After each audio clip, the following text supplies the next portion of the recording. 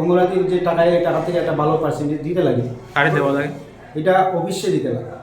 কি পর্যন্ত মেজাজ হারাইয়া কথাগুলা হয়েছে লিখি তুলে আমি ডিসিশন কমপ্লিট হল। আইসিডিএস প্রকল্পে দুর্নীতি সংগঠিত হচ্ছে এমন অভিযোগ করেন প্রাক্তন জেলা পরিষদ সদস্য ত্রয়োবাসী দাস। বৃহস্পতিবার খেলুমাগাঁও পঞ্চায়েত এলাকায় দাঁড়িয়ে তিনি আক্ষেপের সুরে বলেন, গত 2 জানুয়ারি খেলুমা জিপি কার্যালয়ে অনুষ্ঠিত হয়েছিল বিকশিত ভারত সংকল্প যাত্রা শীর্ষক সভা। ওই সভায় আইসিডিএস প্রকল্পে দুর্নীতির কথা তুলে ধরেন। এতে ক্ষিপ্ত হয়ে ওই রাতেই প্রকল্পের সুপারভাইজার নিজের ওয়ার্কারদের ভয়েস মেসেজে কড়া ভাষায় পরদিন সকাল 10টার মধ্যে কার্যালয়ে উপস্থিত হতে নির্দেশ দেন। পরদিন অর্থাৎ 3রা জানুয়ারি যথারীতি ওয়ার্কাররা কার্যালয়ে পৌঁছালে তাদের মধ্যে একাংশের সাথে সুপারভাইজার নাকি দুর্ব্যবহার করেছেন বলে জানতে পারেন জিপি সভানেত্রী শুক্লা চৌধুরীর স্বামী ত্রয়োবাসী দাস। তার কথায় আইসিডিএস প্রকল্পে যে দুর্নীতি সংগঠিত হচ্ছে, প্রকল্পের কমিটির সভাপতির কাছ থেকে তিনি এমন অভিযোগ পেয়েছেন।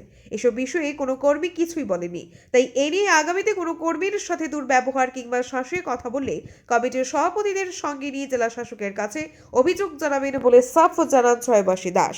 ব্যুরো রিপোর্ট, আজকের বরাক। গত বিকশিত ভারত যাত্রার 2 তারিখের যে মিটিং, যেটা ওই মিটিংটা নির্ধারিত ছিল 9:30 থেকে 12টার ভিতরে আবার শেষ হওয়ার কথা।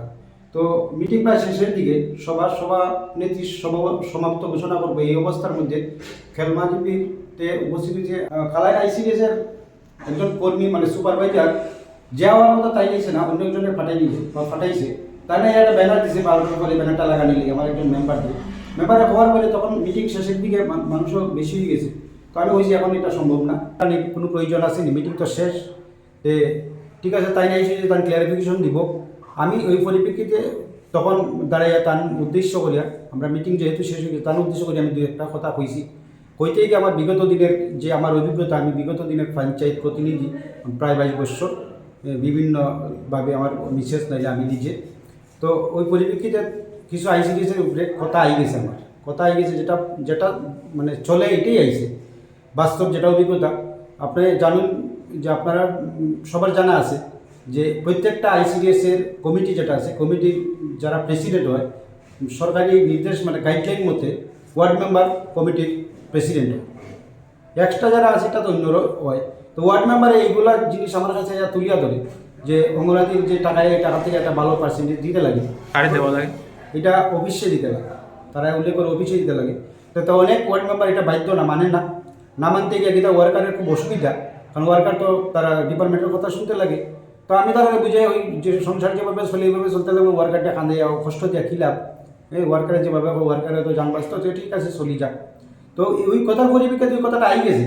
কিন্তু বড় দুঃখের বিষয়, আশ্চর্যের বিষয় যেটা, ওই মিটিংয়ের আমার বক্তব্যটা হয়তো কোনো না কোনোভাবে বাইরে নিয়েছে শুনছে। তো খেলমা জিপির আন্ডারে যে সুপারভাইজার আছে ক্ষমা ভট্টাচার্যের নাম শুনছে আমি, পরে আমি জানি না, তার লগে আমার ব্যক্তিগত পরিচয় নাই, কিন্তু একটা অডিও মেসেজ পাঠাইছে ওয়ার্কারের উদ্দেশ্যে, এমনভাবে অর্ডার দিছে, এই অর্ডারটা আপনারা যদি শুনোই এবং আরও অনেকে শুনছে, এটা যদি বোঝা যায় তার মানে কী পর্যন্ত মেজাজ হারাইয়া কথাগুলা হয়েছে। এবং ওই যথারীতি তারা পরের দিন গেছে বলে তারা তো এত বেশি দুর্ব্যবহার করছে, যেটা অনেকজনে আমার লগে যোগাযোগ করছে। এখানে আমি নাম উল্লেখ করতাম না, উল্লেখ করলে অসুবিধা হইব।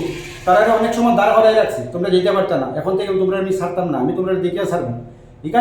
এখানে আমার বড় কথা হইল যে আমি যে কথাটা বলছি যে ডিপার্টমেন্টের বিভিন্ন আধিকারিকের উল্লেখ করছে, আমি তো কোনো ব্যক্তি বিশেষের নাম উল্লেখ করছি না। তো তাই এটা নিজের উপরে নিয়ে এটার উপরে এত ওখানে, তো এটা থেকে একদম পরিষ্কার হয় না নিয়ে একটা জিনিস যেই রকম যে আমরা একটা কথা আছে যে আমরা পূজার ঘরও খেয়ে বুঝাই খোলা খাই না, তো অনেকটা এটা অর্থটা এইরকম হয়ে গেছে। আমি তো তাদের উদ্দেশ্য করে কিচ্ছু কইছি না।